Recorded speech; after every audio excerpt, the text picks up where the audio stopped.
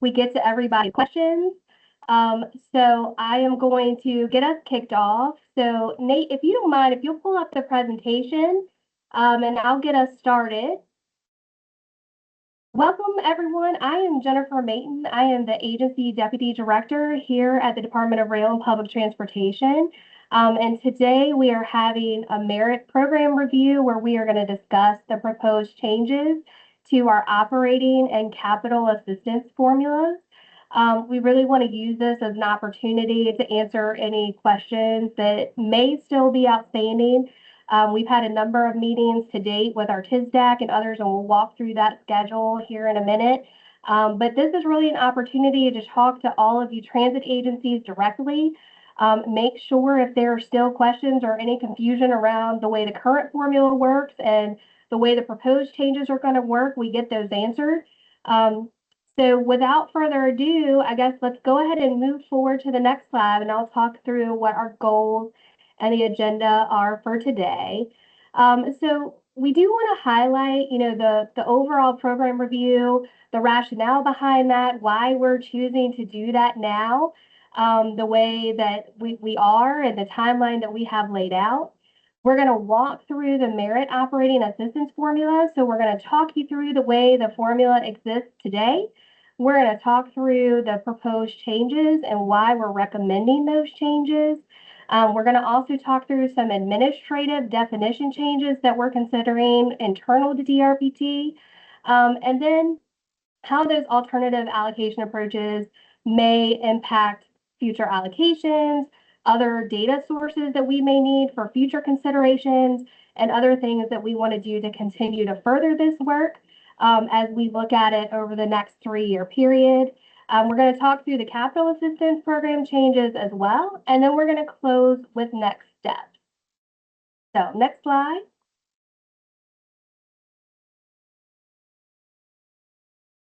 So here we're going to walk through the timeline, kind of again, that rationale of why we're looking at the merit program. So many of you may be aware that we have a code mandate to look at the way we give out funding in the merit program for operating assistance. We're required to look at that every 3 years. We are in that 3-year review process right now, which is how these changes came to be. And we also have to make sure that any changes that we want to implement to the program are approved by the Commonwealth Transportation Board and finalized 6 months prior to the fiscal year of implementation. So that's going to be important as we talk through the timelines and next steps, and why we've chosen to take the approach that we have. We wanted to make sure we gave ourselves enough time to walk through this in a meaningful way, to work with our consultants, to work with our transit partners, and to work with the TISDAC to make sure we got input from all of you. We were able to capture that in the proposed recommendations, but still have time to ensure that it gets approved and adopted by CTB, in time for us to educate you all on what it means and how we'll move through it. We also have a lot of policy considerations and why we're looking at making some of these changes. So many of you have probably participated in our TISDAC Advisory Council Committee meetings. We have had quite a few, which we'll walk through on our timeline to date. But we've said this in a number of different ways, but we have a lot of goals around what we're trying to accomplish with these proposed changes and recommendations. We really want to make sure there is a stronger emphasis on performance-based metrics, making sure that we're focusing on outcomes more than incomes. So while our sizing metric takes into account operating costs, we wanted to lessen the emphasis on how much we're spending and really look at what we're getting for what we're spending. We wanted to standardize some things to help make it easier for comparison between agencies and understand what asset utilization needs they had. We really want to promote operational efficiency. So we have a lot of tools here at DRPT. We have Remix and some other tools that we've promoted out to you all because we want to help with route optimization. We want to make sure that our transit agencies have good grants management practices and are rewarded for those good grants management practices. We really want to look at the return on investment. So like I said, as you all know, we have limited funding available to give out across the entire state for all of our transit agencies and partners. And we want to make sure we're doing the most with that money that we possibly can. And we're stretching that money as far as it'll go. And that means looking at how we're determining what success looks like. We also want to start to incorporate some nationwide best practices. We feel like we've done a really good job here in Virginia, but there's always room to improve and to continue to enhance the way we look at how we measure success. So overall, we really want to try to remain that best in class in terms of how we review and score our grant funds. And we also want to make sure we're delivering the best value to our customers and we're making sure we're stretching our dollars as far as they will go. So you guys have heard me throw out a number of different terms. So CTB is the Commonwealth Transportation Board. The TSDAC is the Transportation Service Delivery Advisory Committee. And then DRPT is our agency, the Department of Rail and Public Transportation. And some of you may not be familiar with all the different roles and responsibilities that falls within each group. So we just wanted to highlight those to make sure you understood what the process looked like. So the Commonwealth Transportation Board truly is the authority in terms of setting priorities and adopting policies around the merit operating formula and capital programs. Any recommendations that we have, we're going to do those in consultation with the TSDAC. But ultimately, CTB will be the group and the governing body that will approve those recommendations and implement them. TSDAC is the group that we've been working with. It has representatives from VTA, VML, VACO. They are the voice for our transportation agencies. We also have 3 representatives that are appointed by DRPT that are supposed to look at it from a Commonwealth and an overarching policy perspective. So we work on this every 3 years, reviewing the formula, trying to ensure that the formula is working as it's intended. We do that in consultation with TSDAC to get their feedback and their thoughts on the process. And ultimately, DRPT is responsible for the implementation of the formula and making awards specific to how allocations go out based on that formula. So to date, many of you have probably participated in a number of the TSDAC meetings or at least sat and listened, being that they've been open to the public. But we started this process back in March where we briefed the Commonwealth Transportation Board on some of our overall policy goals and objectives during this 3-year review and what we were hoping to accomplish. We have worked with the TSDAC since April, meeting basically monthly to discuss potential recommendations and scenarios. We had small group meetings in September to make sure we were answering any questions that were still outstanding and making sure that we were giving a voice to the feedback that we had heard from our transit partners and addressing any concerns that we had heard. We are now in this next step, kind of this November side of the equation where we have the 2 proposed scenarios, which we're going to walk you through today, out for public comment. The public comment will close on November 21st. So we do want to hear from you all, and we'll talk about that more in a later slide.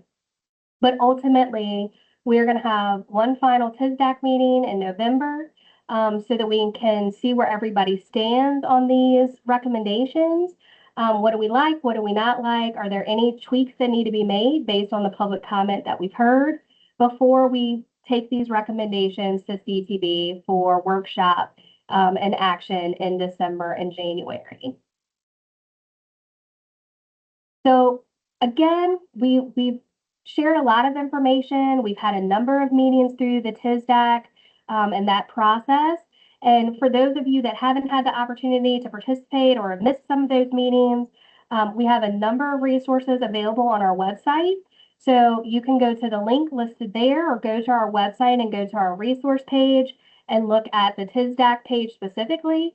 We have meeting minutes there. We have spreadsheets and different information where you can play with your allocations to try to help understand those better. As I mentioned before, we do have a public comment period That public comment period will close on November 21st. So you can send that through email. You can send us a letter, whatever works best for you. But we want to hear from you, and you can send that to our Chief of Transit, Zach Trogdon, and we will gather all those comments and we'll report that back out at the TISDAC meeting. So from here, I'm going to hand things over to our consultant team at Kimley Horn and HDR. That team consists of Nate Masick, Sarah Sharino, Sonika Sethi, Sam Sink. So I want to thank them for all their work on this effort. You guys have heard from them quite a bit over the last couple months, and they've done a yeoman's job in like pulling together different scenarios and helping us work through this really, really complicated formula. And then you'll also be hearing from our staff. So Zach Trogdon, our Chief of Transit, Grant Sparks, our statewide program director, Dan Sonaclair, one of our planning managers, and then Sarah Hussein, who is our NOVA director of transit programs. They're all on the line and will be jumping in as need be to help answer any questions. But from here, I'm going to turn it over to Nate, and we will give you guys time at the end to ask any questions that you might have. Nate?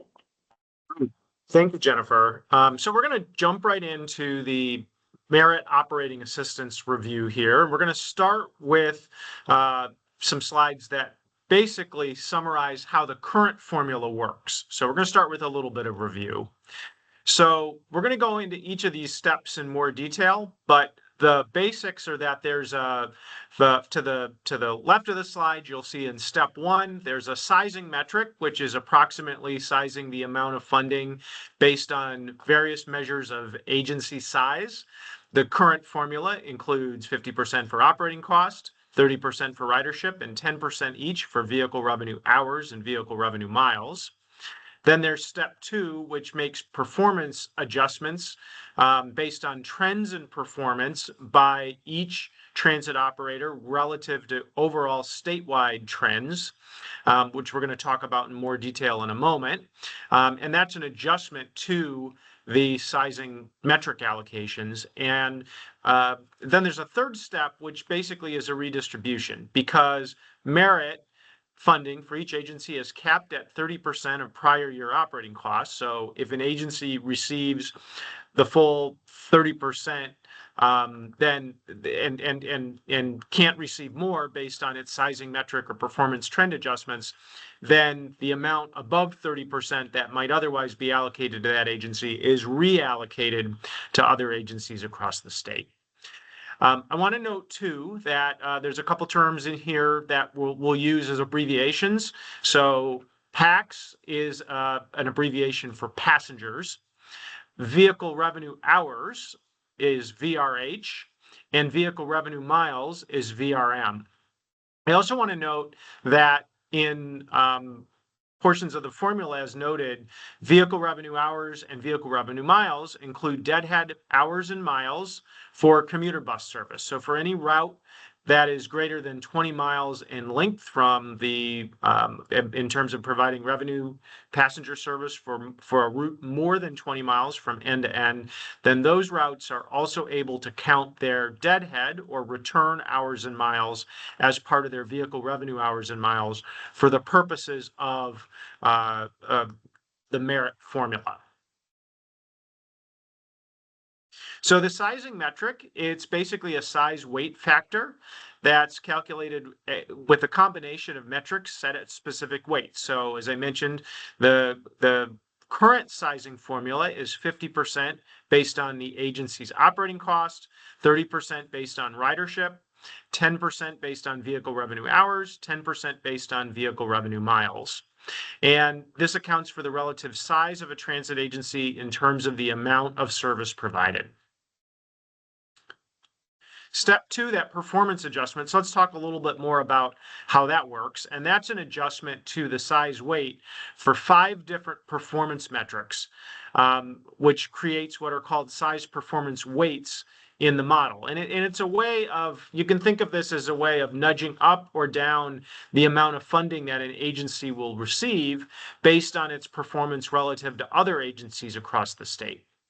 Now, importantly, the way that this formula currently works it uses 3 years of historic data plus the most recent year, so 4 years of data, and it compares the performance trends of each agency to the statewide average trend, so that you're not necessarily looking at your point performance for any one year, but your trend in performance over a series of years. And we're going to talk a little bit more about what these trends mean. If you're thinking about it in terms of a graph, performance is your slope of your line as opposed to the absolute point where you might be at the start or end of that line. And we're going to talk more about that and what that means in terms of implications for the formula that's used here in a moment. So there's 5 performance metrics that are currently in the current formula according to CTB policy. They're each weighted the same amount, so they account for 20% each of your performance metric adjustment. And they are passengers per vehicle revenue hour, passengers per vehicle revenue mile, operating costs per vehicle revenue hour, operating costs per vehicle revenue mile, and finally, operating cost per passenger, which is an inverted measure, because what you want to maximize is the number of passengers per operating cost. You take the inverse of that particular of the 3 operating cost measures. Step 3 then is that funding cap. So as I noted, there's a 30% cap on the operating assistance allocations for each agency. And that was originally adopted based on an analysis of fiscal year 2018 audited expenses for transit agencies across Virginia. And it was reviewed as part of the 2022 program review for TSDAC. So this was, at the time, the highest operating assistance grant received under the FY19 allocation methodology. So any funds after that cap are redistributed to agencies that have received initial allocations below their cap. And another way to think about this cap is that it's basically a requirement that communities fund at least 70% of their transit operations with local funds or with non-state funds, let's put it that way, because the state share at the most can be 30%. But because some agencies cap out and have sizing that would allow them to receive more than the 30% cap on funds, there's this reallocation, and we redistribute funds to agencies that might have been under the cap initially, and we do that iteratively until the funds are fully distributed, and there's no agency in excess of the cap, but all of the agencies are receiving the funds under this current approach. All right, so now we're going to shift gears and talk about the program challenges and the goals of the review. And Jennifer, in her presentation, teed this up a little bit from a real high-level perspective of what is currently being examined with respect to merit. We're going to delve into the operating portion of merit and the challenges and goals that are being examined at the moment on the operating side. Sarah will be talking in a little bit towards the end of the webinar about the capital side, which has its own separate challenges and review and recommendations for changes. So we'll be talking later about the capital side.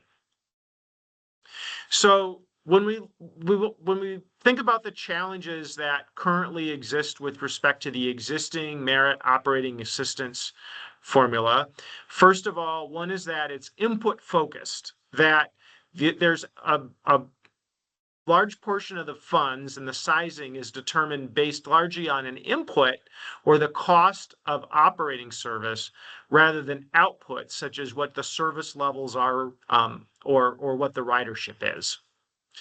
Another challenge is that its ability to incentivize performance of all operators. And there's very large and very small agencies with different operational goals that compete in the same space.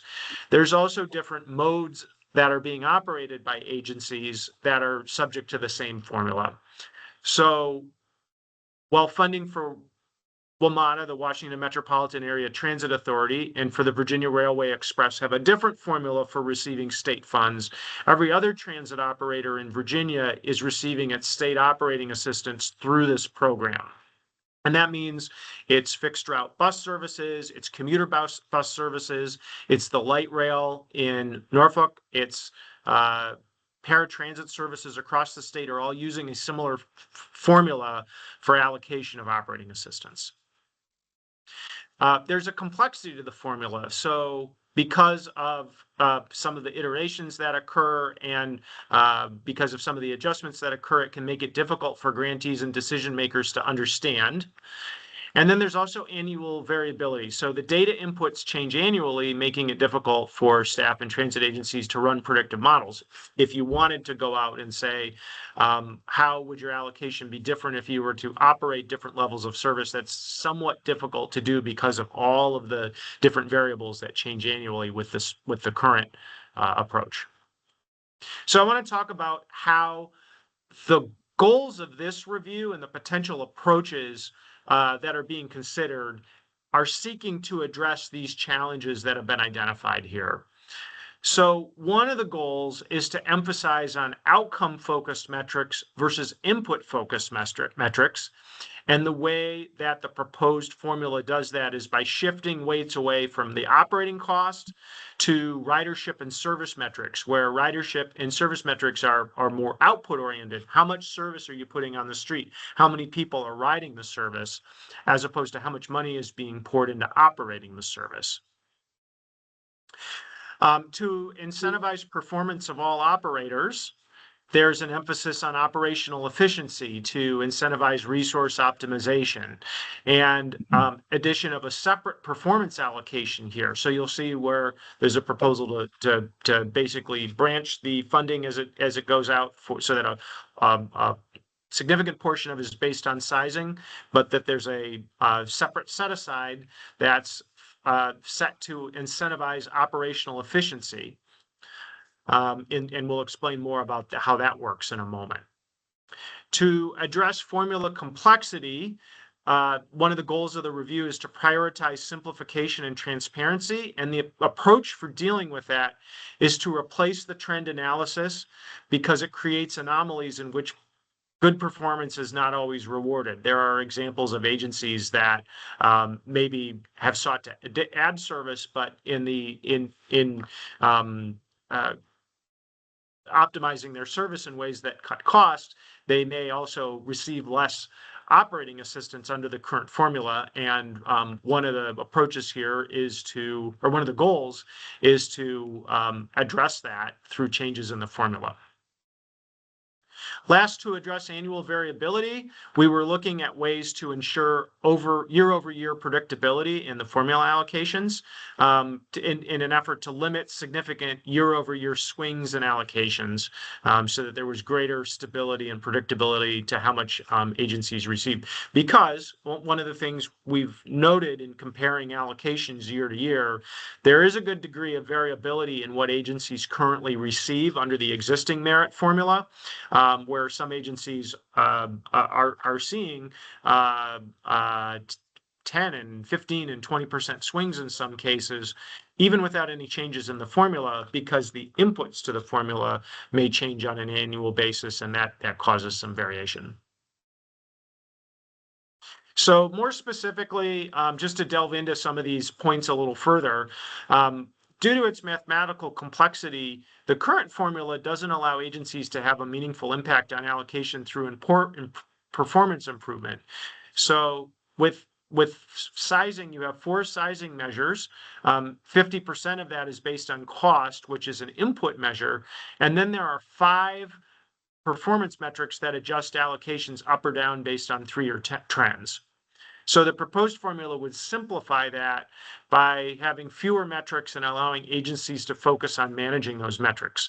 So for sizing, cost remains one of the metrics, but it is diminished in terms of its weight in determining the sizing allocation. So that 65% of the allocation would be based on outcome-based metrics: ridership, vehicle revenue hours, vehicle revenue miles. which are more performance or outcome focused. And then the proposal calls for slimming down the number of performance measures from 5 to 3, with about 50% of that based on cost efficiency and 50% based on service efficiency. So there's significant outcome measures with sizing and a clean performance set aside that provide for a formula that as a whole will be more performance based. The current formula is 100% performance trend based. So trends are highly sensitive to external factors. We saw that during the pandemic. And then they're less sensitive to performance improvement measures, because to the extent that you might seek to make a significant change from one year to the next, if you're looking at trends over a multi-year period, those spot changes that you make will take more time to show up in terms of your allocation, because you're taking a trend over multiple years. There's also a 20% weight for each trend metric and performance metric at the moment. So that dilutes the impact of any single metric and makes tracing the impact on allocations difficult. So the proposal would address that by using an absolute measure of performance that weighs the outcome measures highly in sizing. So less focus on cost, more emphasis on outcome-based measures, ridership and vehicle revenue hours, vehicle revenue miles of service. There's also a 5% set aside as opposed to an allocation adjustment that minimizes any unfair advantage due to intrinsic factors such as location or zero fare or university, and that's used as a basis for the allocation adjustment. Another issue with the current formula on the bottom row here is that there's a high weight of cost, which has led to unintended results where performance improvements such as lowering costs can end up causing a reduction in allocation. We mentioned that there are instances where agencies have perhaps found more efficient ways to deliver service. Their actual service provision of vehicle revenue hours, vehicle revenue miles went up, but their costs went down. And as a result, their actual merit allocations went down because they were their costs were lower, and costs under the current formula are 50% of sizing, and vehicle revenue miles and hours are each only 10% of sizing. So we did look at approaches that would shift and seek to minimize the influence of cost in the sizing metric. One of the things that we found was that it was important to retain some element of cost, and that it couldn't necessarily be eliminated entirely in favor of just straight outcome-based measures, because cost is an important factor in terms of reflecting the difference in labor costs and service provision costs across the different regions of the state. There are also differences in cost in terms of what's being different cost structures for different modes of transit. So commuter bus, paratransit, fixed route bus have very different cost structures from each other, and cost helps to provide some account for that, and was important to retain at least in some way in the formula.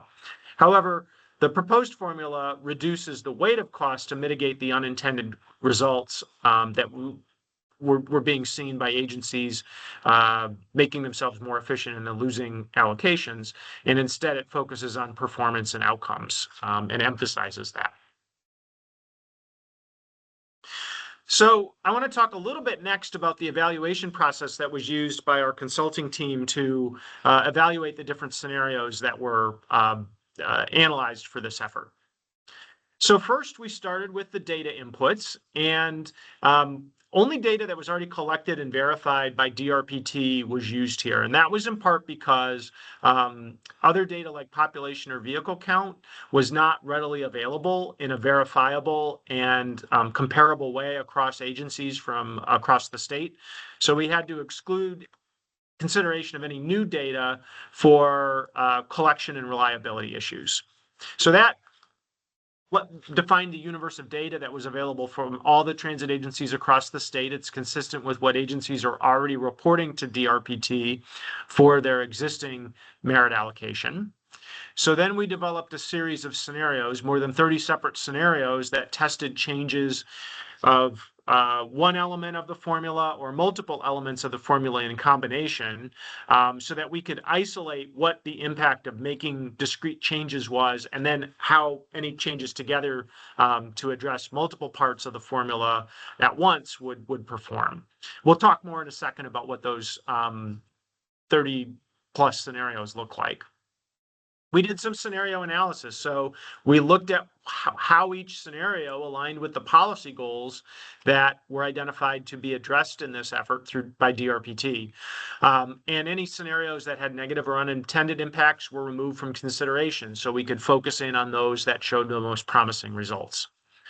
That resulted in a short list then that was evaluated in further depth by DRPT's leadership and DRPT's staff to help narrow down the list. And the most promising scenarios were evaluated based on their average impact to agencies using FY24 through FY26 data. So we wanted to see if these formulas that each scenario contemplated were applied using historic formula data, what would the results have been in a way that we could see how these new formulas would result in changes in allocation relative to what the allocations were historically from FY24 through FY26. So there were a number of approaches that were tested here that align with the approaches I just described earlier in talking about the goals of this study and the approaches that were applied in order to address those goals. So some were made to adjusting the size or weight, adjusting the size weight formulas that are part of the sizing calculation. 6 different scenarios did that, and those addressed the outcome focused policy goals of this analysis. Some approaches eliminated the iteration that occurs in step 3 of the existing formula through some math simplification, had 2 different scenarios that looked at that. Some revised the performance-based allocation and added other measures to reward absolute performance, which is a revision to the middle portion of the existing formula. And that helped to promote operational efficiency in terms of a policy goal that it was trying to address, and that had 4 different scenarios. There was also the introduction of a performance set aside for absolute performance with and without the trend analysis. So if we, instead of making performance an adjustment to sizing, if we set aside a specific pot for performance and use that, what would that result in? So that promotes transparency and simplification of the formula, and there were 5 different scenarios that looked at that. There was also an adjustment to the funding caps. So there's currently that 30% cap on funding to agencies. So we looked at different caps to limit growth and allocation over prior years and see if that did anything to help improve predictability. So there were 2 different scenarios that did that. And then from there, we layered these approaches onto each other to try a various combination of approaches on the previous rows that all were aiming to address multiple goals of the analysis, and more than 15 scenarios aligned with that. So 35 scenarios were evaluated in total. I'll note too that the data supporting these formulas is available on DRPT's website under the materials for the TSAC, Transit Service Delivery Advisory Committee. So anybody wishing to dig into more detail about any of the 35 scenarios that the consulting team developed here, you're welcome to dive into that data. So now I'm going to talk about the proposed formula methodology. So out of all that, there was one scenario that kind of rose to the top in terms of really addressing many of the goals that were outlined for this study. And we wanted a revised approach that aligned with the policy goals. So in the first of all, you'll see 3 of the goals of the review that we were able to address through one composite proposed approach, which is what we're going to present to you today. The goals that this approach addresses are in the column on the left, and the way that we do that is summarized in the column on the right. So to create more of outcome-focused metrics, we're proposing to change the formula to prioritize ridership, vehicle revenue miles, and vehicle revenue hours, but retaining costs to reflect the regional and modal differences in the cost structure. To address simplification and transparency in the formula, the proposed approach sets aside a share of funding for performance-based incentives. So instead of incentive being an adjustment to sizing, there's actually a separate set aside for performance allocations that more directly addresses performance funding. And in doing so, it removes the iterative calculation and trend adjustments that are needed to sort of reallocate those funds when agencies cap out at 30%. It also uses a single year of performance data rather than using a multi-year trend. And we'll talk more about the reasons for that in a moment. Last goal that's addressed here is operational efficiency. So by combining sizing and performance incentives, it helps to maximize resource use.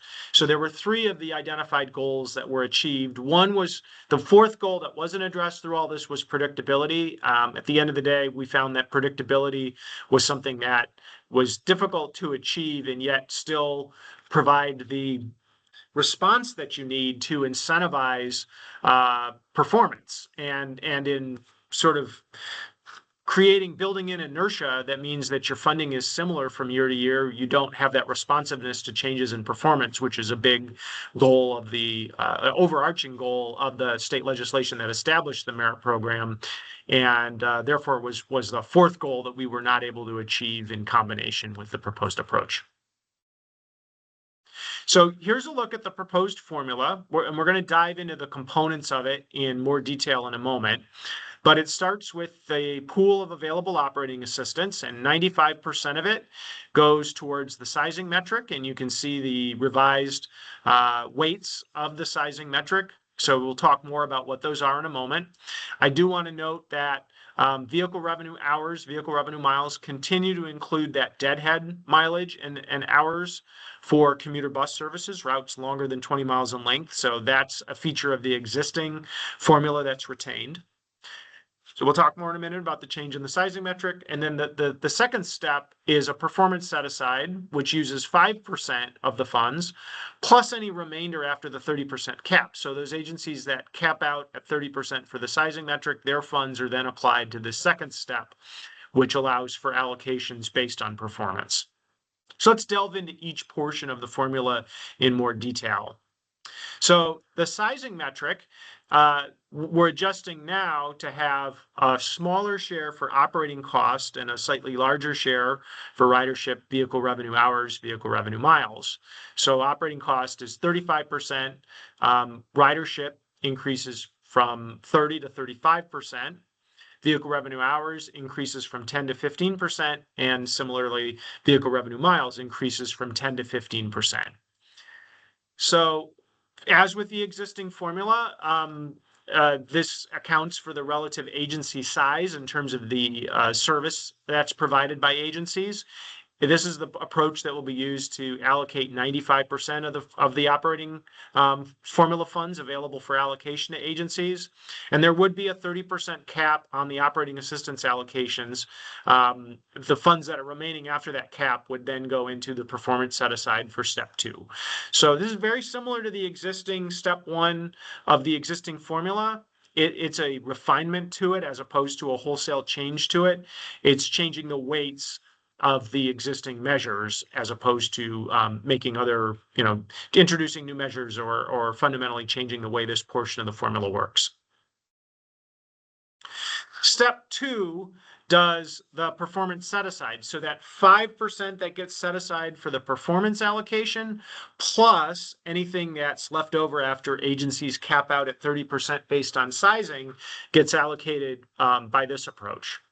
So the biggest change here, a couple of big changes here. One is that it's using 1 year of performance data for the most recently reported and audited fiscal year, rather than using 3 years of average performance data. There was a version and a scenario we developed that uses 3 years of average performance data, but the version that is proposed and proposed for comment is there's actually two versions that are proposed for comment. One uses the 1 year of performance data, and then there's an alternate version that's proposed for comment that uses 3-year average performance data.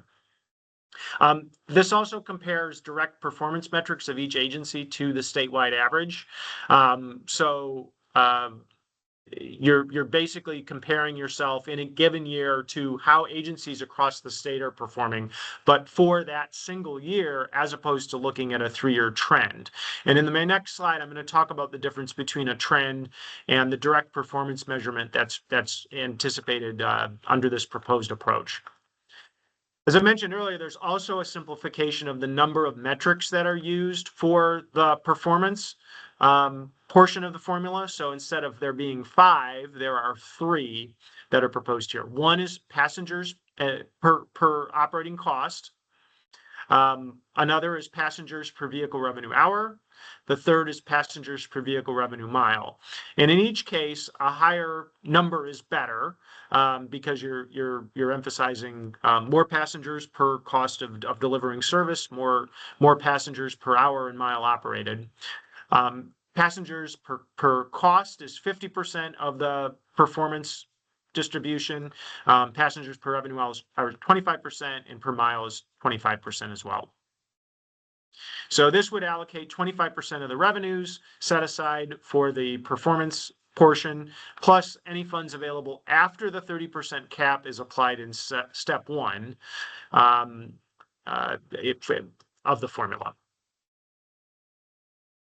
So to talk a little bit about the trend adjustment versus a performance measurement. A trend adjustment is basically looking at your movement and whether you're improving as an agency. Is your funding or is your performance, according to the measures that are being examined, moving upward? And it's really about the slope of your line. And the way the existing formula works is it compares the slope of your agency's line to the slope of the statewide average. And in this simple example here that's on the left-hand side of the screen, you can see where the statewide average there for riders per hour over a 4-year period is trending upward from FY21 to FY24, so moving from somewhere about probably 6 or 7 riders per hour up to about 9 riders per hour on a statewide basis. You can see agency A at the top, they have sort of a much higher much higher incidence of riders per hour than the statewide average. So they're between 15 and 20.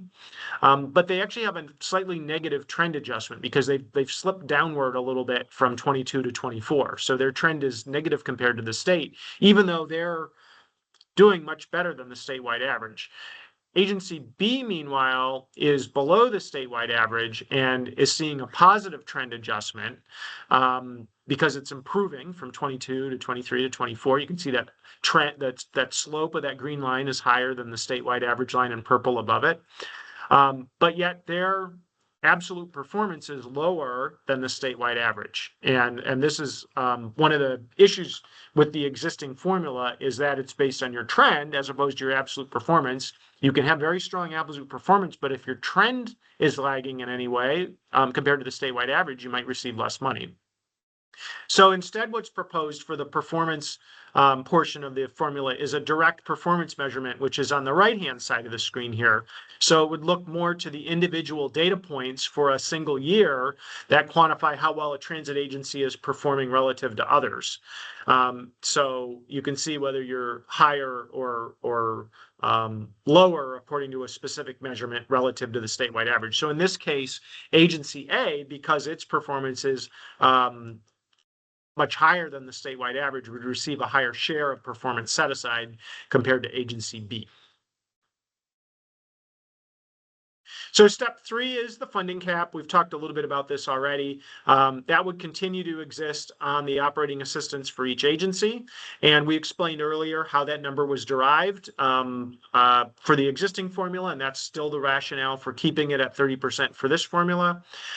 What's different now is that funds remaining after the cap are distributed via the performance set-aside distribution to agencies that have received an initial allocation below their cap. So it's entirely redistributed according to the performance set-aside distribution. I should note, too, that any agency that caps out at 30%, that's the most they receive. That continues to be the case.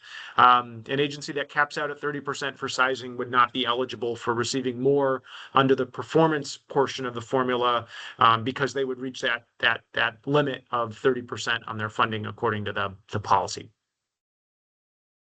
So now we're going to think through, given this proposed change in formula, what would the estimated allocations be for individual agencies? And a couple of things about that. First of all, we're going to be using historic data, and that estimates how the funds would have been allocated if this proposed formula had been in effect. So we can see how agencies' allocations would shift. It gives us a good basis of real-world data based on what agencies were actually operating over the period FY24 through FY26.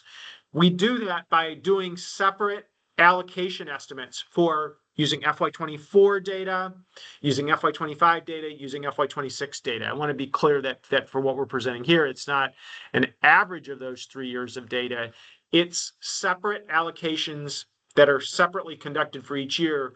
Then we average the amounts that agencies would receive over those 3-year periods to show how an agency on average would receive with 3 separate years of allocations using this new formula with historic data. It's important to note, too, that any future allocations will be based on future data. So what's proposed by DRPT is that the formula changes would take effect in federal fiscal or state fiscal year 2028, FY28, which would apply FY26 annual data. So that's data that's based on this current fiscal year that's being operated by agencies today, the fiscal year running from July 1st, 2025 through June 30th, 2026, will be the basis for allocations that are devised or calculated in the winter of 2027 and would then be allocated in FY28, which begins on July 1st, 2027. So today's data will influence the funds that are then allocated beginning the summer of 27 for federal fiscal year 28. I want to note, too, that future allocations could differ materially from the estimates that are prepared using these historic summaries, because there's a lot of caveats with this data. First of all, the total amount of operating assistance that's available for distribution by the Commonwealth is a huge variable. So the extent to which funds are available for operations based on the flow of funds out of the Commonwealth Trust Fund will have an impact on how much is available to operate. What's the total pool available? There will also be changes in the statewide total operating and performance metrics. So as each agency individually changes its what it's operating, the collective pool of metrics that are summed from agencies across the state will change. So we have to take into account how total performance by agencies on a statewide basis will change.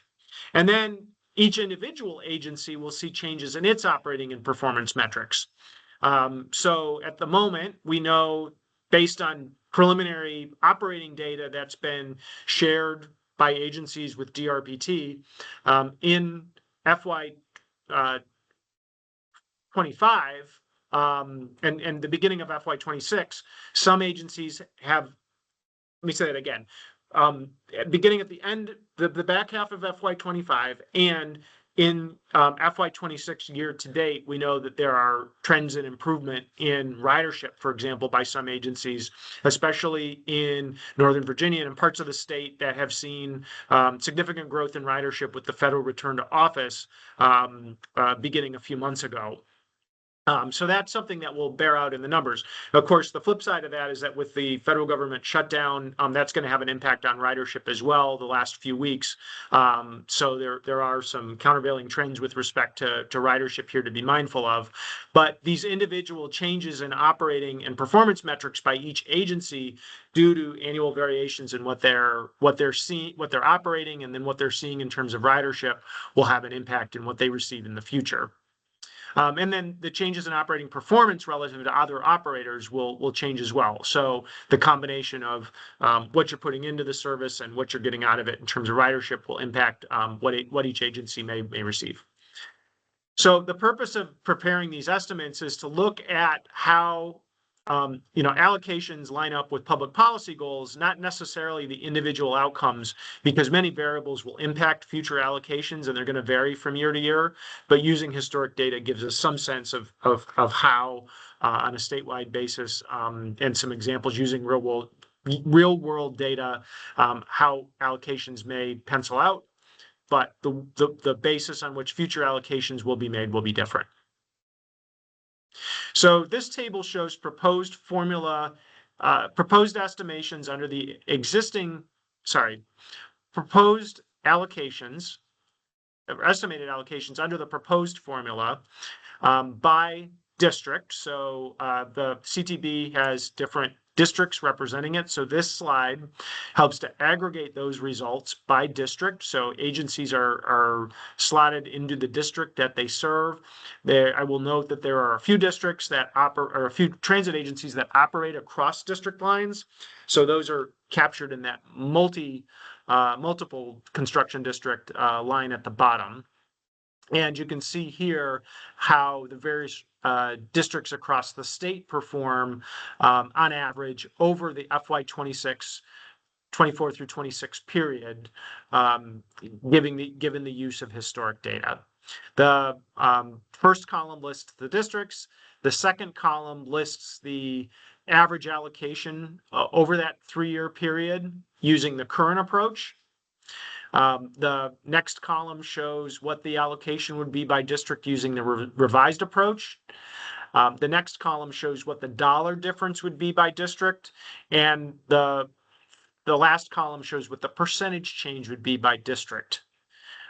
So you can see that there are reductions in Northern Virginia of approximately 3% and 7% in Fredericksburg, increased allocations for Lynchburg district of 9%, 4% in Richmond, 4% in Salem, 2% in Hampton Roads. Also note too that the total amount of funds varies greatly from district to district. So Northern Virginia receives significantly more funding than any other district, and then Hampton Roads is next with about 29 million in funding, and Richmond is next after that with about 21 million in funding, and then generally less than 10 million per district after that. So just important to note the variation in funding from district to district based on what agencies operate. So we can also see that graphically, and this shows you what those average allocations over that 3-year period would be in blue under the current approach, and then in orange under the revised approach. So you can see sort of visually how the allocations would compare from agency to agency. So we can also look at the results for individual transit agencies, which you see here. And you can see which individual agencies are seeing a significant change in funding. Those that have significant changes are that are increased are in green. Those that see a significant decrease are in pink. So you can see how those allocations change by operator based on the proposed change in formula. Well, we're also going to look at that graphically, and to do so, we have a bar chart here. This shows what the average allocations would be by agency for the we basically had to break it into two graphs. So this shows for the bottom two quartiles of agencies, the smaller half of agencies across the state. You can see in gray how agencies perform under the existing formula, and in blue what the allocations would be under the revised approach. Most of these agencies are seeing an increase. You can see at the bottom the arrow, whether it's showing an increase or a decrease. Most are showing an increase in terms of the smaller agencies, and then you can also see what the percentage changes for each agency in this graph as well. This graph shows what the change would be by agency for the larger half of agencies operating across Virginia. So similarly, the current approach average allocation over that 3-year period we looked back at is in gray. Allocation under the revised approach is in blue. And you can see how individual agencies' allocations would change based on those changes.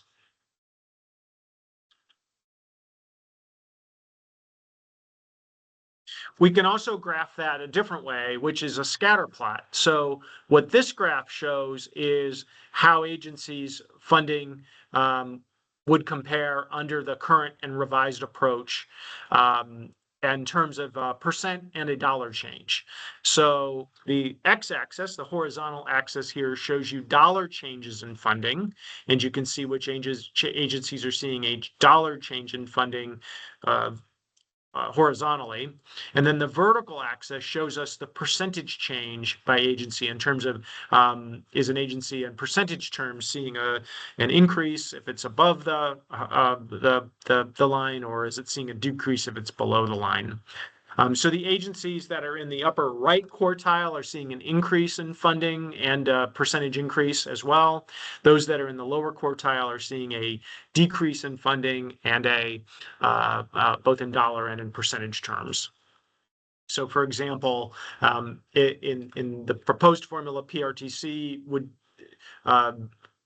using the historic data is seeing a decline of about 9%. And an average decrease in funding of about $750,000. FXB Go is seeing a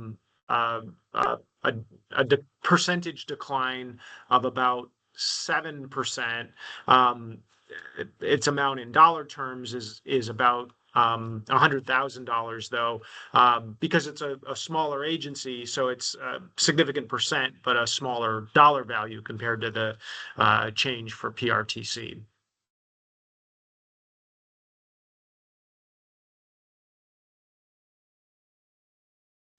So I'm going to change gears now. We're going to hand it over to Don Sonnenklar, who's going to talk about operating assistance proposed administrative definition changes. Dan? Hello, everybody. I will go over the next couple of slides here that are just talking about some administrative changes that we're going to make, or we have proposed making here. So in addition to the operating formula changes that were highlighted by Nate, there are 2 administrative changes that DRPT has proposed that will impact how some metrics that are included in the formula are defined. To be clear, these changes are not part of the proposed changes that will be included in the CTB policy adjustments that will be considered over the next few months, but rather are internal changes for how we calculate these metrics. So the first one is highlighted on this slide. Here, DRPT is proposing a small change in how we calculate passengers per hour and passengers per mile performance metrics. Now, DRPT currently allows agencies that operate unidirectional commuter transit routes that are greater than 20 miles in length to count their deadhead miles and hours in their revenue miles and hours sizing metrics. In the performance adjustments until now, DRPT has counted the reported deadhead in those calculated performance metrics. But in order to make these comparisons as fair as possible for all agencies, DRPT is proposing now using revenue miles and hours metrics that do not include the deadhead in the calculated performance metrics. This would be beneficial to those agencies that are reporting those additional deadhead miles and hours, because it essentially impacts how the denominator in that calculation is calculated. And so that is the first of the 2 proposed administrative changes. The second one is on the next slide, which shows here, and I'll wait for it to catch up with me. Thank you. We are proposing changing how we define operating costs within the sizing metrics of the operating assistance formula. So currently we have two separate figures. We have something called operating cost for system sizing and another metric called operating cost for performance metrics. The cost for system sizing includes what's listed here. It's really the most recently audited operating costs available, less depreciation, less expenses for projects that are funded by DRPT programs that do not expand transit operations, and less non-transit related expenses. Whereas the operating cost for performance metrics includes the total operating costs, less depreciation, ineligible costs, and non-transit related expenses. So there was two separate figures that would go into the previous runs of the operating assistance formula.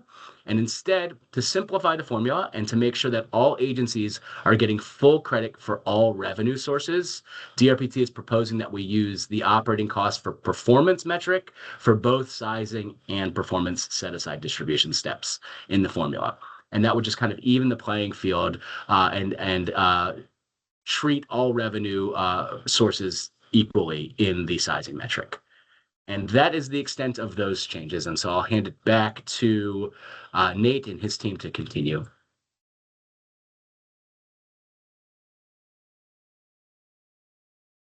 All right, thanks, Dan. And wanted to talk a little bit about some alternative operating assistance allocation approaches for future consideration. And they're in preparing the scenarios. I mentioned earlier that one of the fundamental limitations of this particular round was the availability of data that was verifiable and comparable across agencies. So there are a number of potential additional data points that may be collected in order to support future allocation approaches that rely on different types of data. So some of the ways that you could look at doing this and data that could help support this is doing a tiered allocation by mode, so that each motor bus, paratransit, commuter bus, light rail, et cetera, each had its own different allocation approach. You could also look at allocating funds by transit agency type, so that large urban or small urban and rural systems had a different type of allocation among each other, in comparison among each other than in a pool with all agencies. You could look at passenger miles traveled. So you take account of not just how many passengers a system carries, but also how far those passengers travel on the system, because there is a significant difference in terms of how far some passengers travel on in urban environments, on more congested routes versus on longer haul routes and commuter type routes or in rural areas.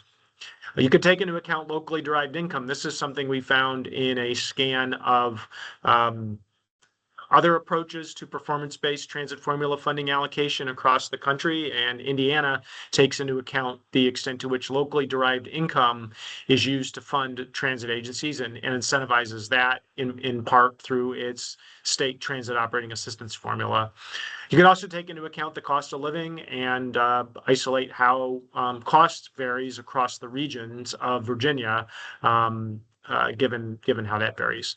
I wanted to turn it over to Jennifer real quick, just to see if there's anything you wanted to add about this collection of this additional data. Yeah, thank you, Nate. So we've heard from everyone.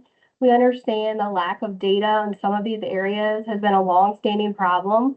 And in an effort to try to correct that, we are undertaking a study right now to figure out what data is available, how we would go about collecting that information, so that when we do continue this effort in the future, we may have better data to work with so that we can factor in some of these other criteria that we weren't able to this go round.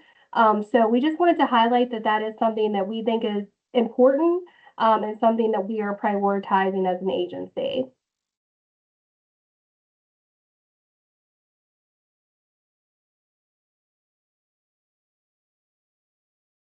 Okay, thanks, Jennifer. So I'm going to turn it over now to Sarah Scarino from Kimley-Horn to talk about the Merit Capital Assistance Program changes.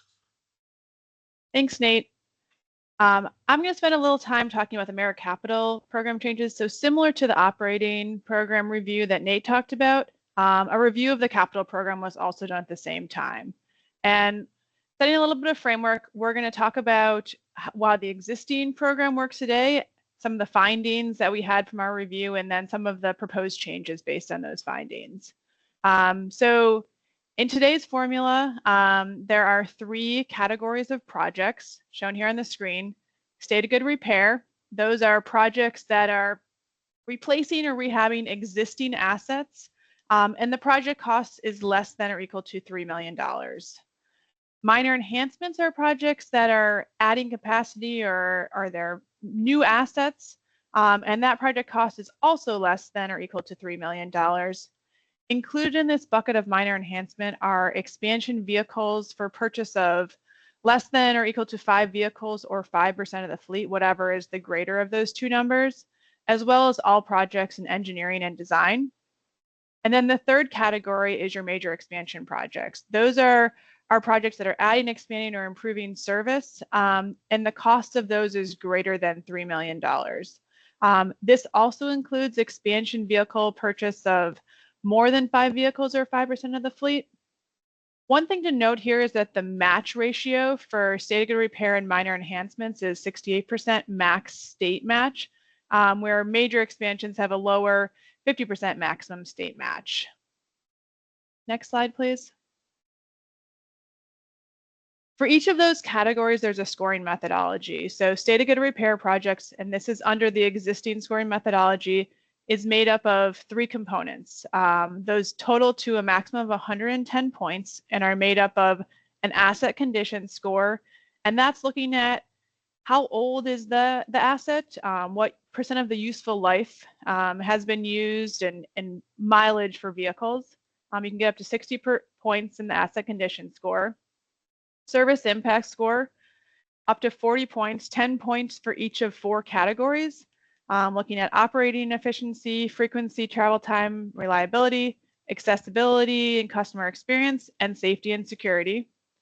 And then there's 10 incentive points. There's currently 4 categories of incentive points: zero emissions, innovation, safety and comfort, and agency accountability. And you can get 5 points for each of those categories if you meet the criteria for up to 10 points maximum. Next slide. Minor enhancement are scored very similar to your state of good repair projects, with the exception of there is no asset condition score. So you're up to 50 points using those service impact scores and incentive scores. These are the same categories that we saw in the previous slide. Next slide. And then finally, the major expansion projects. These look at 6 factor areas: congestion mitigation, economic development, accessibility, safety, environmental quality, and land use.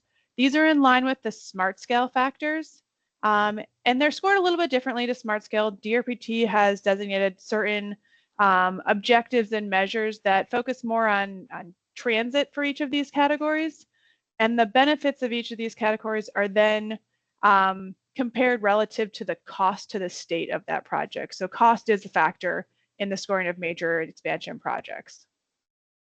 Next slide. So we looked at those existing scoring methodology and heard some feedback of what was working, what wasn't working, as well as reviewing existing previous rounds of scoring. And in general, we found that the scoring methodologies are prioritizing and funding those capital projects. Are in alignment with DRPT's goals. Some of the areas that we noted were that some projects don't fit neatly into the existing categories.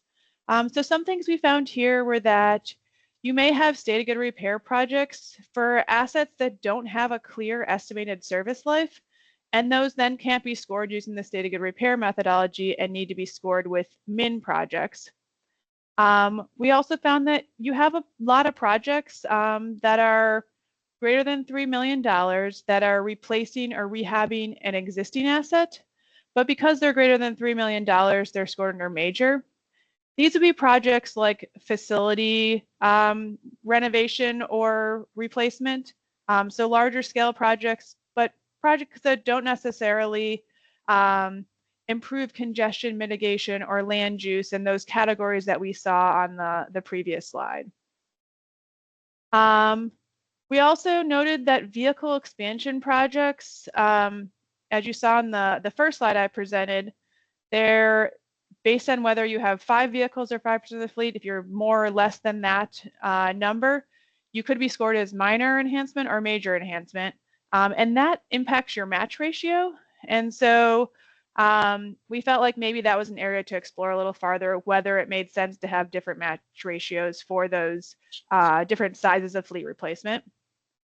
And then we took a look at incentive scoring categories and found that not all of them were achieving the intended results, and I'll dive a little bit more into that in future slides. Next. So in terms of what we found was that there was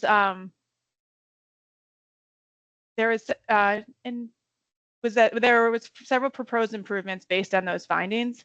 And so we had projects that were related to categorization and scoring.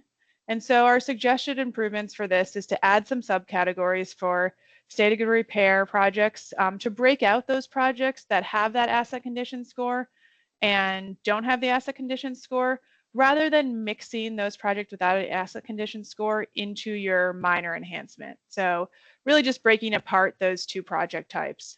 We also suggested adding subcategories for the major expansion projects. So that would break out into those truly major expansion projects that are adding a new asset, rather than those projects that are more state of good repair focused and are replacing an existing asset. So those subcategories would break apart those two projects, and that would also require a new scoring methodology for your major state of good repair projects.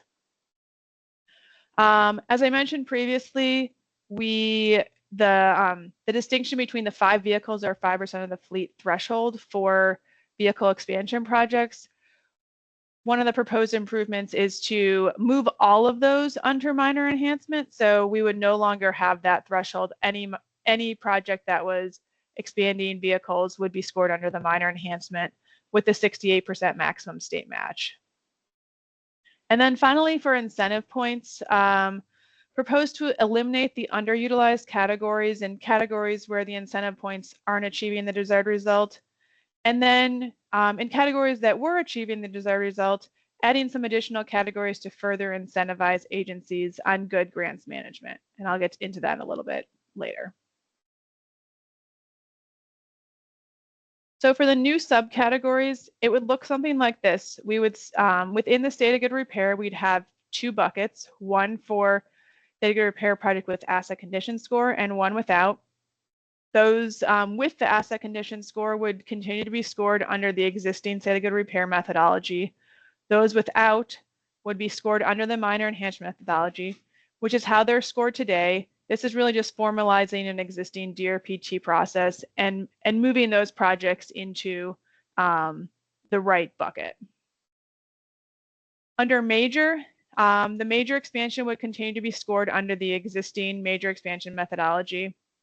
And then we would have a new scoring methodology focused on those projects that are really just replacing existing assets. And that would require a policy change.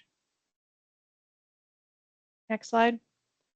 For that major state of good repair scoring, that would look something like this, where we would have a score that's similar to how state of good repair projects are scored with asset condition, service impact, and incentive. So we're looking at what is the useful life of the asset and how much of it has been used, but then also factoring in the cost, because these are more expensive projects. So we're want to incentivize cost-efficient projects, as well as ridership to really normalize for the size of the facility and the cost of the facility.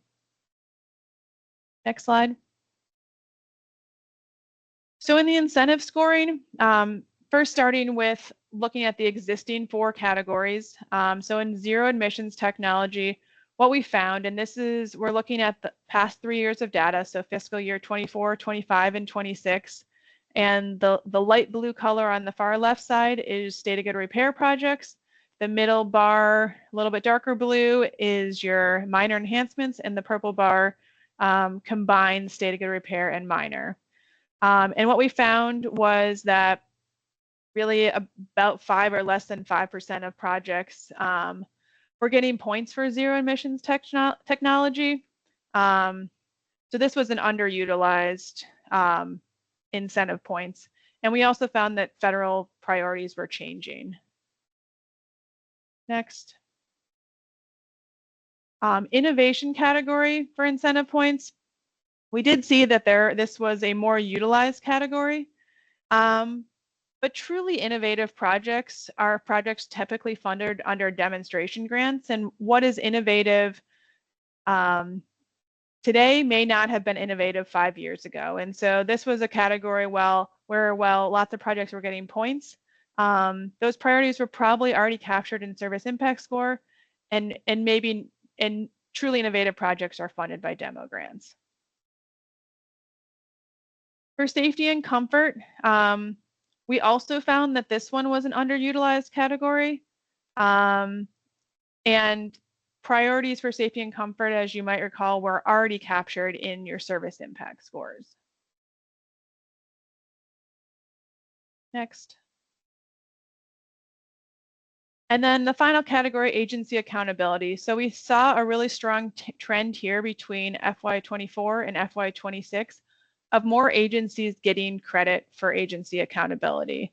And agency accountability is made up of Trans-Am updates, updating your TSP and TDP, and performance reporting. And so doing that reporting that's required by DRPT. And so we did see that this was incentivizing agencies to make sure that reporting was done. Next slide. So based on our findings there, the recommendation for the proposed incentive scoring is to build upon that good agency accountability. So sticking with those 3 categories for Trans-Am updates, TSP, TDP, and performance reporting.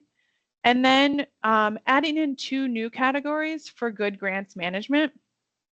These 2 new categories, the project progress, we're looking to incentivize agencies that just show progress on grants that have already been funded. And what that would look like would be awarding points to agencies that have no projects that are more than 2 years old where there's been no claims or invoices against them. One caveat to this, and some feedback we heard, was that there may be situations such as vehicle procurements where that 2-year time frame may not make sense. And so DRPT is looking into how to make sure that project progress is fairly treated on projects actually making progress. And then the second category is project closeout. So this is incentivizing agencies to close out projects in a timely manner. And so points are awarded if an agency has no projects more than 90 days expired. And then the other change to the incentive scoring that's proposed is instead of getting 5 points for each of the categories up to 10, awarding 2 points for each of these 5 criteria. So the maximum will still be 10, but you would get 2 points for hitting each of these categories, each of these 5 categories. Next slide. And I'm going to turn it back over to DRPT for next steps. Thank you. So as I shared at the beginning of the presentation, we are in this phase of this 45-day public comment period, which again, we have posted 2 alternate scenarios. They're out on our website. We've walked through them multiple times in both PISDAC meetings, small group meetings, and this webinar. We do want your feedback, and we hope that you'll ask questions today if there's still anything that there's confusion around or we haven't fully answered for you. On November 24th, we will have a TISDAC meeting. to highlight the feedback that we've gotten throughout the public comment period, as well as get final feedback from the TISDEC body about both alternatives and moving that forward to the CTB. Our goal is to submit a proposed presentation to CTB to workshop it in December and ultimately have them take action in January. But again, things may change. We really want to hear from you all. And if we need to make tweaks, we will hear you and we will do that as we receive public comment. So now that we've walked through everything, we've done this a few times. We do want to open this up now to questions from the group and make sure that we've covered everything that you all want to hear from us on, so we can all help support this effort because we really do feel like this is a good public policy move. So we will open it up for questions. If you could either raise your hand and or click questions in the chat, myself and Jayla Parker will kind of help moderate that, and we'll call on you so we can hear your questions clearly and answer them.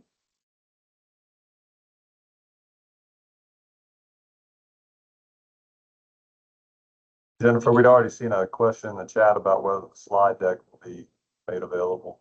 So Yeah, we will post this on our website. We will probably put it under our TISDEC materials just to keep everything together and make it easier for you all to access. But yes, we will make sure all of this is available on our website. Okay, looks like we have a question. Could Dan briefly go back over the revenue hours and mile changes? Absolutely.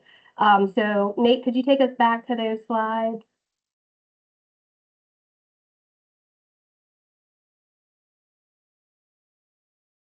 So it would be the one before this. Yes, exactly.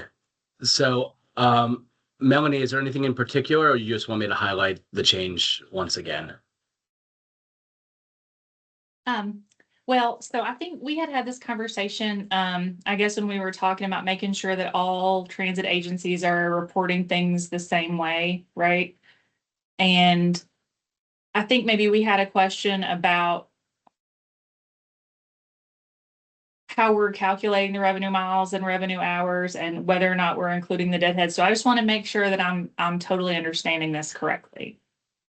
So this provision, this change wouldn't impact any of currently our rural or small urban providers, and so this only really affects the 3 agencies that currently report specifically deadhead hours and miles in a separate process to DRPT for inclusion in the operating formula.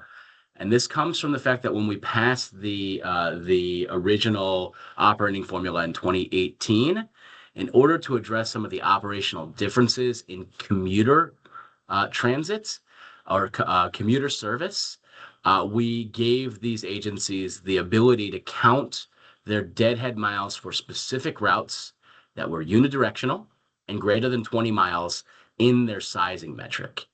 And what that did is it allowed those metrics to be increased a little bit to account for the fact that these agencies had operational concerns that they could not avoid that long deadhead back to their operating facilities. And so this change here really this won't change how anything is reported to us from any of the agencies, including those 3 agencies.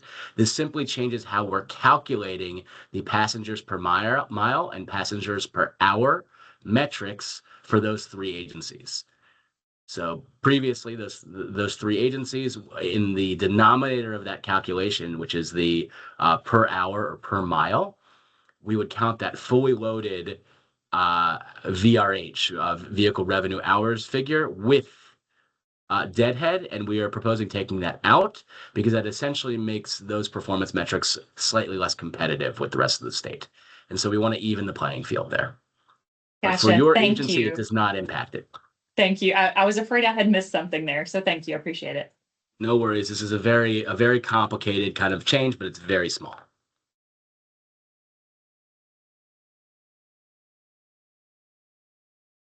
Are there any other questions?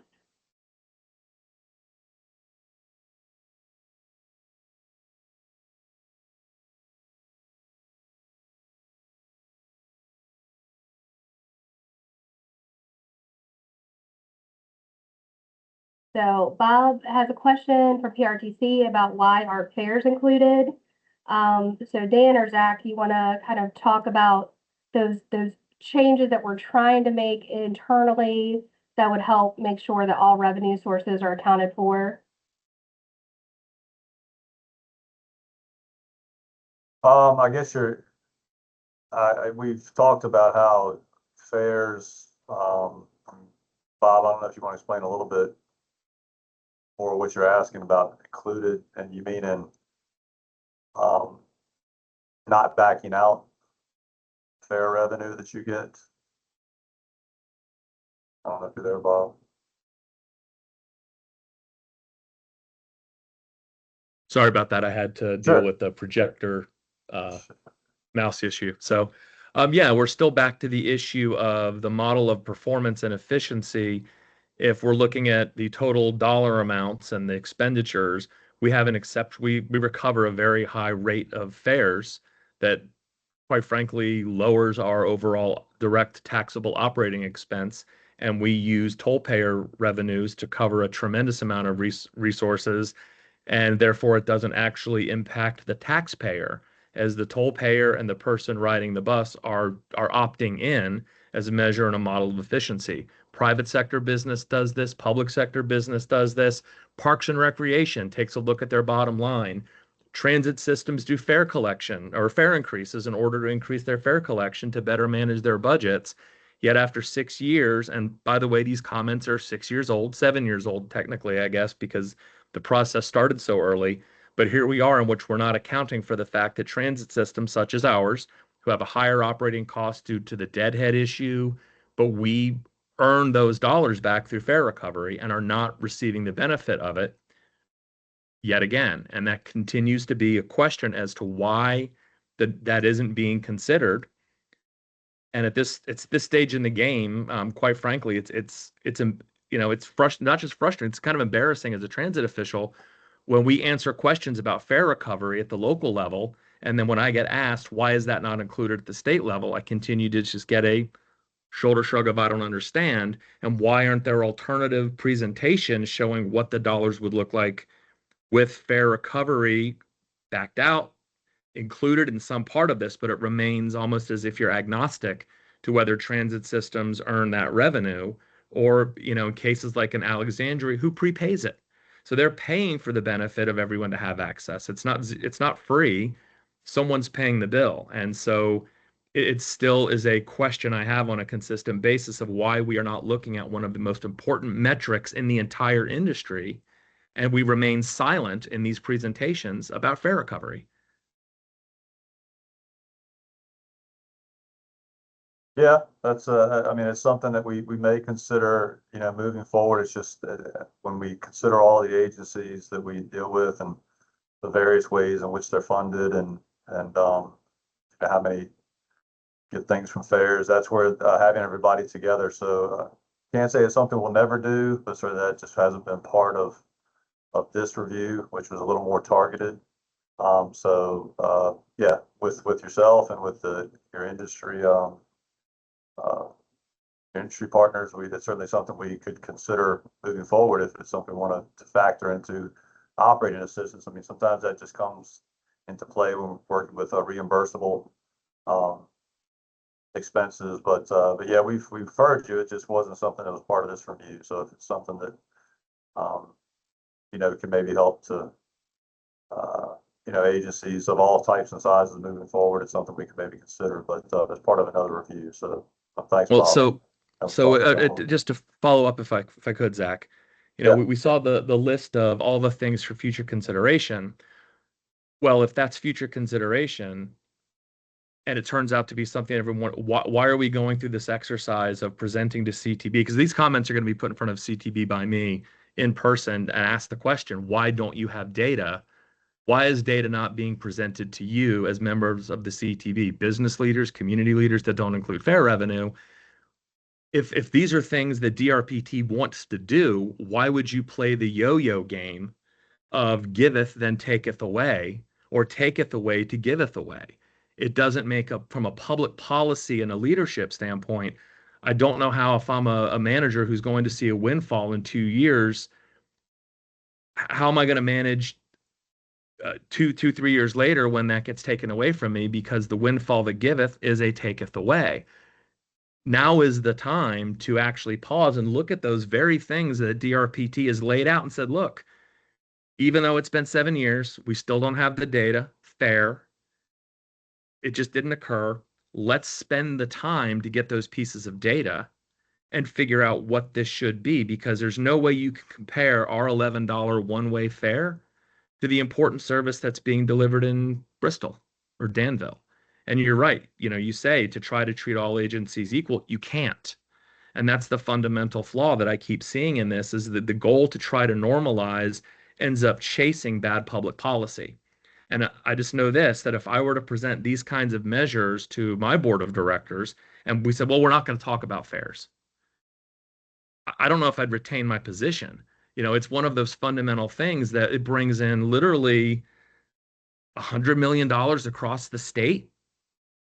And maybe that's overestimating a little bit, but between us, Fairfax Connector, Arlington, WMATA, the cash that we draw in at the fare box in the Virginia, out of Northern Virginia alone, VRE, Hampton Roads, there's millions of dollars on the table that are not included in these formulas. And it has to be stressed, and it has to be part of the equation, because when I go to CTB and I express this to them, I don't want DRPT to be caught flat-footed. I want them to be prepared to say, yes, these are the metrics that include dollar amount. We want to be supportive of the effort, and I'll be at every meeting you ask me to help talk about how we can include these kinds of metrics that can make everyone successful across the state. So, Bob, I want to jump in and say that we appreciate that offer of support and assistance in this process. We obviously want to work collaboratively with you and all the other transportation agencies out there. We have different models, as you're aware, so we have a number of transit agencies that are fare free. And so trying to figure out how we include different metrics without penalizing some and rewarding others. And that's one of the biggest challenges with this entire process, is that we're trying to look at policy that is overarching, that obviously impacts every transit agency in the Commonwealth, even though they have different service models, they have different revenue intake models. And it's one of the reasons we've heard you in terms of and agree that we are lacking some key data points, because without consistent data reporting, we can't use those metrics to help change the formula. So it's one of the reasons we want to do that study. And we absolutely welcome your participation and your partnership in that, so we can figure out how do we do this better as we continue to look at this, because we're going to look at it every 3 years, and we're going to continue to try to make it better and more iterative as we start to collect those additional data points. Right. But there's a illogical, it's a logical inconsistency to say the service that generates the most money, that uses the toll lanes, which are paid for by the toll payer, and the express routes, which are heavily subsidized by the federal government and the state. So it's like a really, really great service, is the thing that is getting penalized in your formula. There's a logical disconnect. So, Bob, I think this. I will say we heard you on that, and it's one of the Understood. reasons we looked at the 2 administrative changes that we're proposing in terms of evaluating deadhead for commuter bus, understanding that disadvantaged you all in a way that probably didn't make sense. And we're also looking at allowing fully loaded costs instead of removing those types of revenues that you all are bringing in, because we agree. We think it's a great thing that you all are bringing in revenue from other sources, and that you shouldn't have to deduct those things from your fully loaded costs. So that's one of the things we're looking at to try to help resolve that issue. Whether And that would be fantastic, but that's not addressed in the merit formula, and all I can do is respond to merit, and that's our challenge. Yeah, I understand completely. And I mean, some of these things are great in that we do have control over them, and they're not necessarily a CTV issue. The merit formula is. Some of the administrative ways in which we calculate things or we define things are at the discretion of DRPT. And it's one of the reasons we're recommending those 2 administrative changes, because we hear you and we agree. And we do want to incentivize people to bring other monies and other revenue sources to the table. We think that that's a value add to everyone, especially as we're all fighting for limited resources and trying to make that dollar go further. That would be great. Yeah, so I welcome like further conversation with you. We can take that offline and kind of share more in depth, like what our goal around those two internal policy changes was. But we really did want to try to get at those things that you're highlighting as a concern. Understood. Thank you. Thank you. So I think we have another question from Raymond. It said, can you explain further on how this is intended to increase emphasis on performance when sizing accounts for 95% of all funds and performance appears to be underweighted? So I will just highlight a little bit from my perspective, and then I'll let Nate and Dan and others that are more in the weeds on the technical side jump in.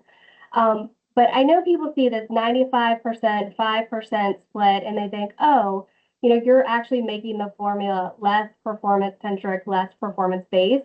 We're not. There are performance aspects that are kind of baked into the sizing side of the equation. We do want to make sure, though, there's a way to have very specific performance goals, allocations that are set aside for that. Because what we found is in the current formula, the reiterative process of people hitting the 30% cap and then running the new people through the formula really lessened the performance aspects of the current formula. Because when new money was available to be reallocated, the performance like dip you might have taken if you weren't performing as well as the statewide average on your trends was somewhat negated by that iterative reallocation process again and again and again. And so kind of separating those things out was important to us while still making sure that there was a tie to the sizing.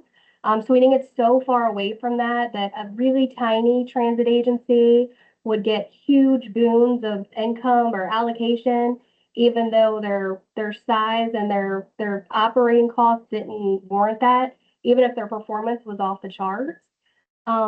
I'll let Dan and Nate and others kind of jump into that maybe can get more in the technical weeds, but we do feel like this actually makes it more performance based and that we're really focusing on absolute performance versus those trends, which, as you saw in the previous slide, doesn't always reward good performance, which is not what we want in a formula that's supposed to encourage these metrics and encourage good performance.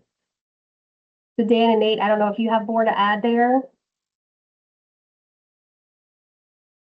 I'll add one point, Jennifer, which is that when we looked at this, part of what we were trying to do with the performance, the portion that's of the pool that is set aside for performance, we were trying to home in on a share that's consistent with the degree to which the performance adjustment in the existing formula nudges funding up and down for individual agencies. So part of what we did, if I move to an appendix slide at the very end of this here, let me do that once. Let's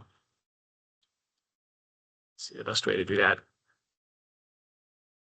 This one shows the performance set aside sensitivity, and we did look at what if the performance set aside was set at 5% versus 10% versus 15 versus 20% relative to sizing to try to, if we created a greater share of set aside for performance, what would it do?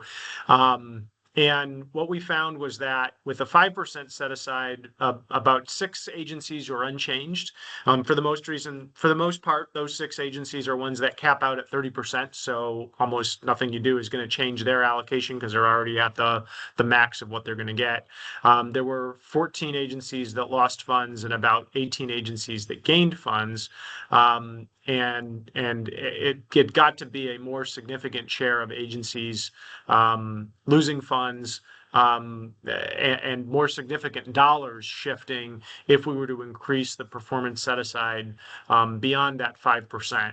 So what we were seeing was that this number in some ways corresponded with the shift that was consistent with some of the individual adjustments that agencies see under the current formula when you compare what they get if you just do step one of the existing formula and then you compare it to the allocations after step two is completed, this was a little bit more comparable, but at the same time, more, as you were saying, Jennifer, more directly responsive to the fact that a change in performance would result in a change in allocation in absolute terms and without diluting that with multiple years of performance.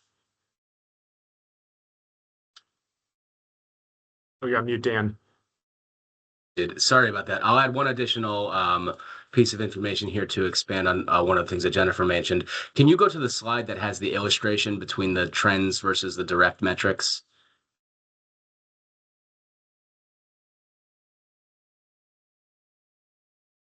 So I think it's earlier. It's the, yeah. Oh, there it is. Okay. Yeah, right. Exactly.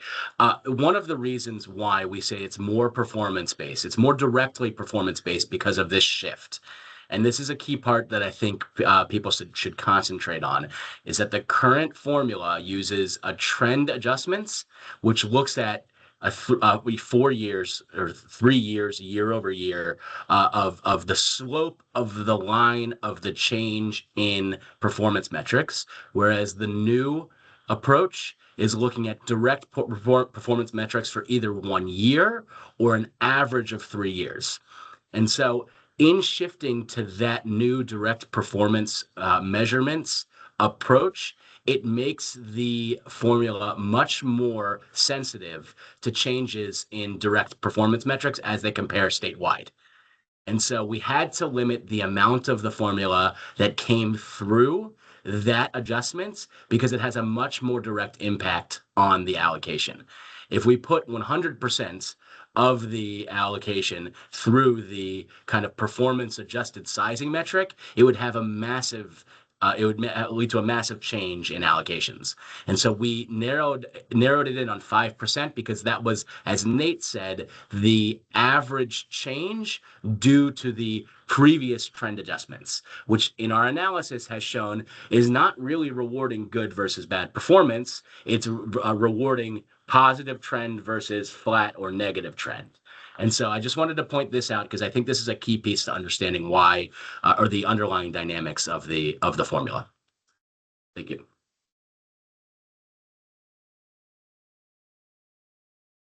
So it looks like we have a question from Danny at VTA.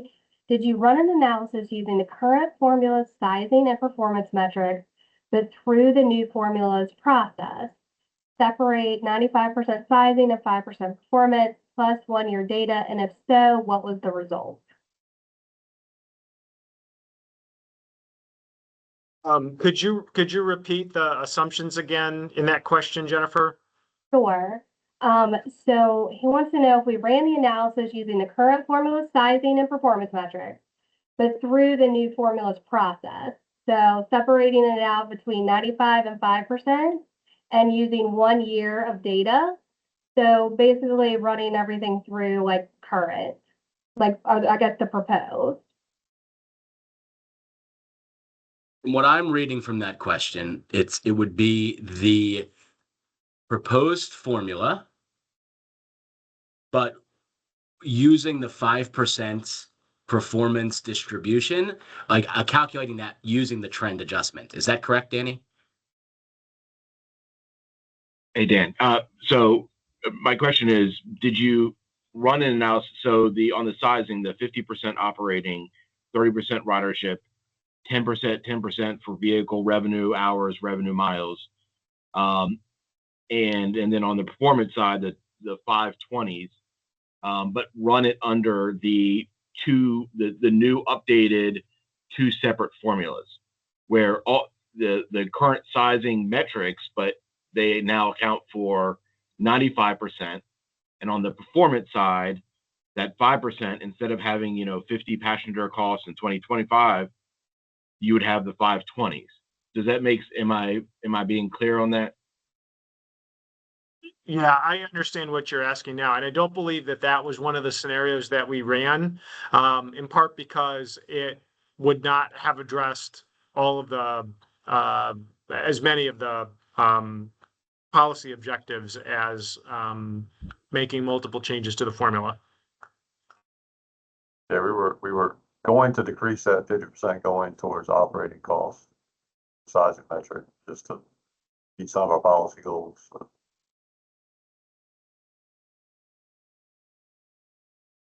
I don't think we ran that.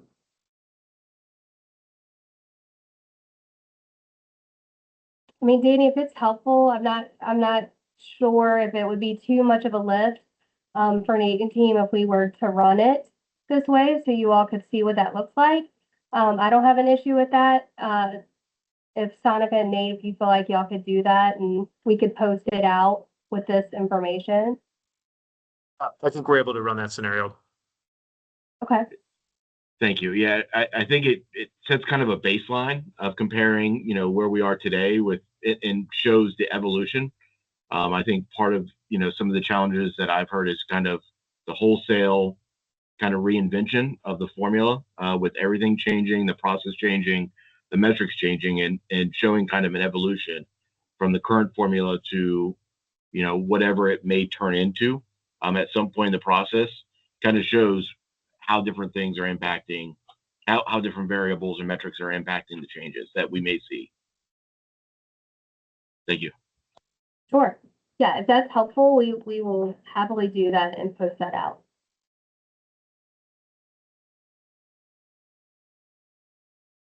Are there other questions?